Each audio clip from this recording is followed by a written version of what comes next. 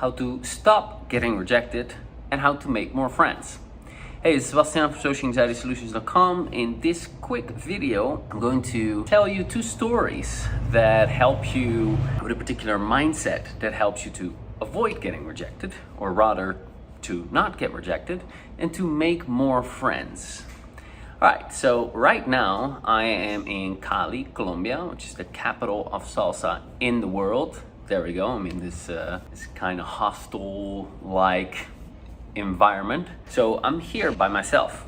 So I don't know anyone here, but I'm a dancer. So I'm part of a worldwide salsa community. And I came here and I got put in touch with some of the top dancers here, and I started doing classes. And immediately when I arrive here, I'm going out to dance. Normally I live in Bali, Indonesia. I'm from Holland, and I go to different places and I dance.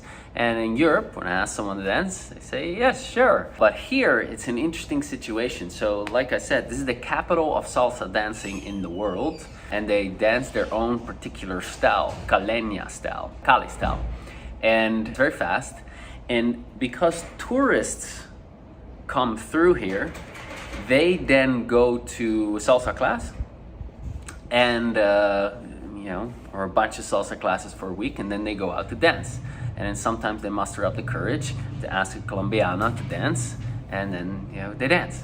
So I go out dancing by myself, but I just ask someone to dance, and I dance.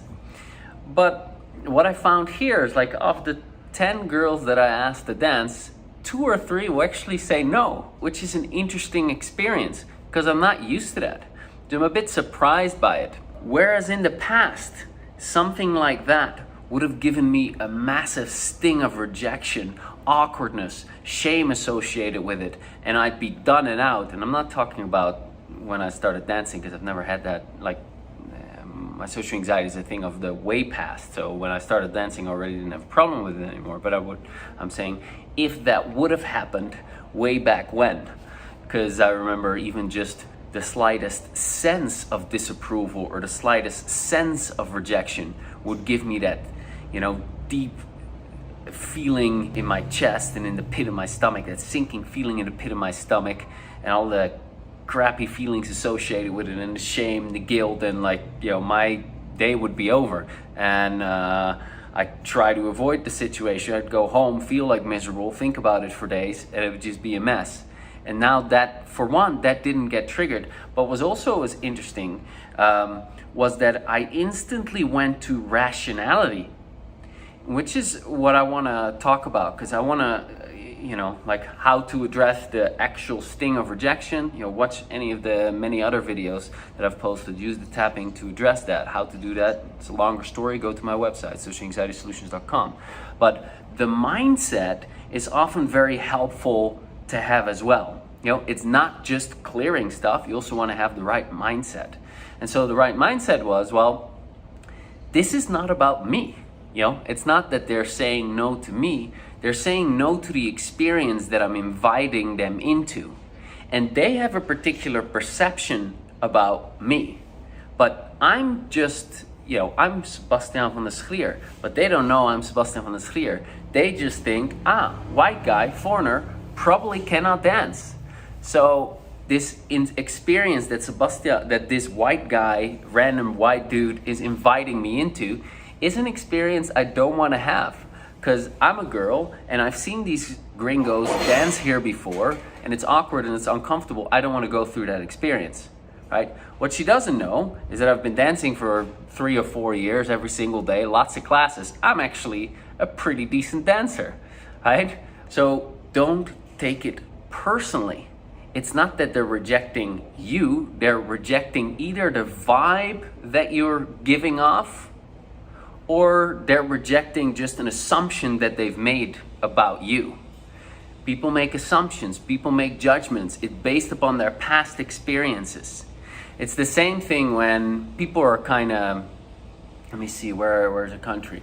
Sometimes in Thailand, most of the time people are nice. Sometimes I just find that people instantly just don't like me, or just like, they just, I just get that sense of, I don't want anything to do with you.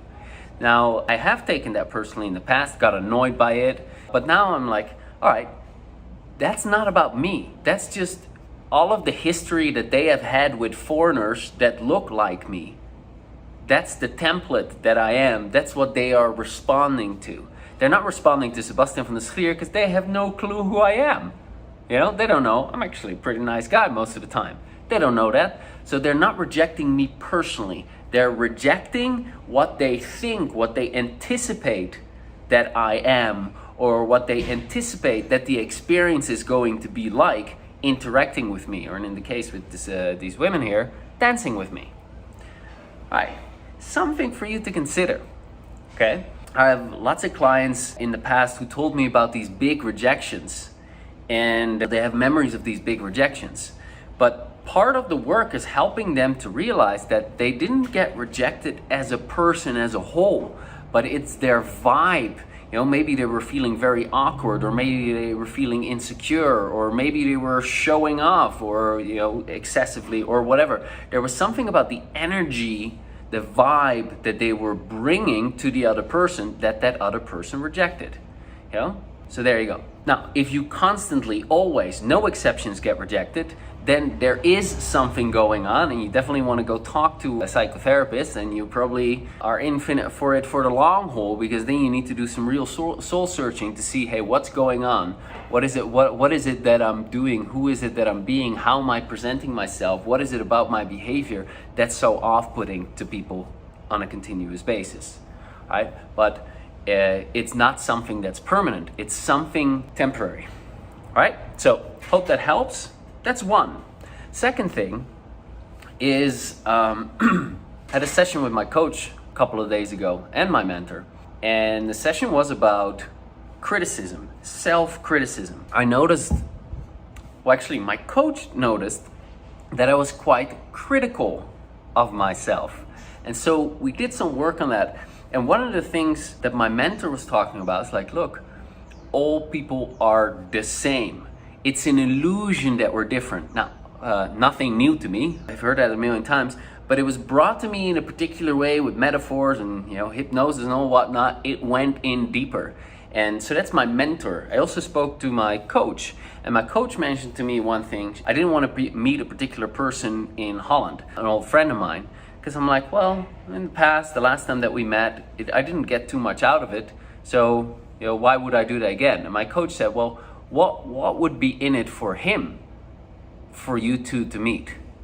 I thought that was a very interesting question, because it helped me to think in a less selfish way, and in a more inclusive way, in a more compassionate way, in a more like, hey, we're in this together. So that's a bit of a pre-frame to the story. So I get here in Cali maybe 10 days ago, and I arrive, and in the evening, it's a dodgy place, okay? So it's dangerous. You cannot walk by yourself on the street at midnight because you'll get robbed or stabbed or whatever. It's a bit of a dodgy place. But I stand outside of the hotel, or the hostel that I'm staying, and this guy who's the vigilante, or not the vigilante, I forget the name of he kind of guards the street. He starts to talk to me in Spanish, and he seems to be a bit drunk. He's a bit all over the place. And initially I was thinking, all right, how do I get rid of this guy quickly so I can go to my room and, you know, be done with it? But then in my mind, I was thinking, like, okay, I'm being critical here. I'm not being open-minded. I'm not allowing myself to meet this person and see what's going on. So how about I shift my approach and be more open-minded, be more curious, and see what's going on? Anyway, we have a 10-minute conversation in my broken Spanish. I hardly understood what he was saying, but all right. Now, for the rest of the time that I've been here, I'm about to leave. I've been here for about 10 days. Every time I would leave the door, there my man was, Andres. Hey, Sebastiaan! And he was so excited to talk to me every time, even though I only have this much of conversation to bring. And basically over the time, one day I ordered a big pizza, had some pizza left. I thought I was gonna give that to some of the people that are living here on the street. But I walk out of the door and he's there. He's like, hey, how's it going? Where are you going? I'm like, yeah, I'm off giving that pizza to someone. Unless you want it. He's like, oh, can I get it? I'm like, yeah, sure. So I hand him the pizza. He is over the moon and he's super excited. And that happened. Next day, he's sitting down with the neighbors in the street. And Andres like, hey, Sebastiaan, amigo, parcero, ¿qué pasa? And he introduces me to the neighbor. So we sit down, we order a beer. Now we're sitting with the three of us, and the other neighbors come out. Hey, where are you from? Blah, blah, blah. Then the guy from across the road who owns the brewery, who also speaks English, comes over as well. So now we're sitting here with the whole neighborhood of people, having a drink, talking about the differences of Colombia and Holland and travel. And the guy from the brewery had traveled to various places as well. And we're just having a great time. Now, all of these experiences wouldn't have happened if I hadn't been open to, okay, what's this guy about? I could be rejecting him because I could reject him out of my experience because, you know, he seems a bit drunk, it's a bit dodgy. This is not someone who's going to add value to my life, blah, blah, blah, selfish, selfish, selfish. But instead of that, having a more open-minded attitude led to this experience. And then now actually having a good friend in Andres, it's really cool. So there you go, how to make more friends, how to stop getting rejected. Rejection is about your perception, right? So if someone doesn't want you or doesn't appreciate you or doesn't approve of you, for one, it's about them. It's almost always about them. It's about their assumptions about you, or it's about your vibe, and that's something that you can shift and change. Right? And then how do you make more friends? Be more open to more people. Be nice, be open, be curious, and see what happens. Okay? So these are my 2 tips from Cali, salsa dancing, Colombia. Hope that helps. And obviously these are just mindsets. The real work comes from, like I mentioned earlier in the video, neutralizing those old emotional responses using the tapping. But that's a story for a different video. Probably one I already made at some point. All right, hope this helps. Sebastiaan from Social Anxiety Solutions, and have a good one. Bye for now.